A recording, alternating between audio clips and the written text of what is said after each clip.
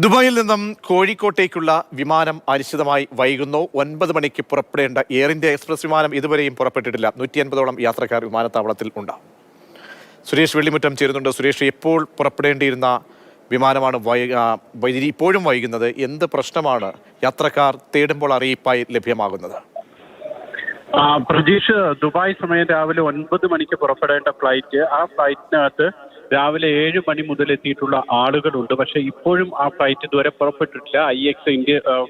Air India എക്സ്പ്രസിന്റെ 346 വിമാനം, അതാണ് ഇപ്പോഴും വൈകിക്കൊണ്ടിരിക്കുന്നത്. അനിശ്ചിതമായിട്ട് വൈകുന്നു. സാങ്കേതിക തകരാറെന്നൊക്കെ പല കാരണങ്ങൾ പറയുന്നുണ്ടെങ്കിൽ പോലും കൃത്യമായിട്ടുള്ള ഒരു കാരണം എന്താണെന്ന് ഇപ്പോഴും യാത്രക്കാരെ ബോധ്യപ്പെടുത്തിയിട്ടില്ല. മാത്രമല്ല, അതിനകത്ത് AC വർക്ക് ചെയ്യുന്നുണ്ടായിരുന്നില്ല.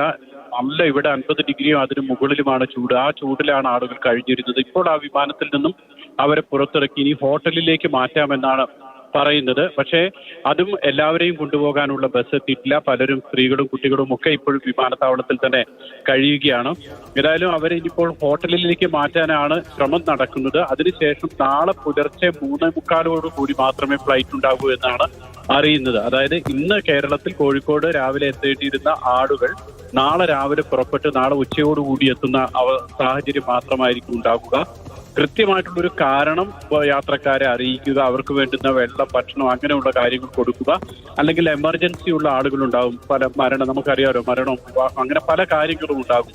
അങ്ങനെയുള്ള ആളുകളെയെങ്കിലും തെരഞ്ഞുപിടിച്ച് പെട്ടെന്ന് നാട്ടിലെത്തിക്കാൻ വേണ്ടി ശ്രമിക്കുക. അത്തരത്തിലുള്ള ഒരു ഇടപെടലും എയർ ഇന്ത്യയുടെ ഭാഗത്തുനിന്നും ഉണ്ടായില്ല എന്നുള്ളതാണ് ഏറ്റവും കേരളം.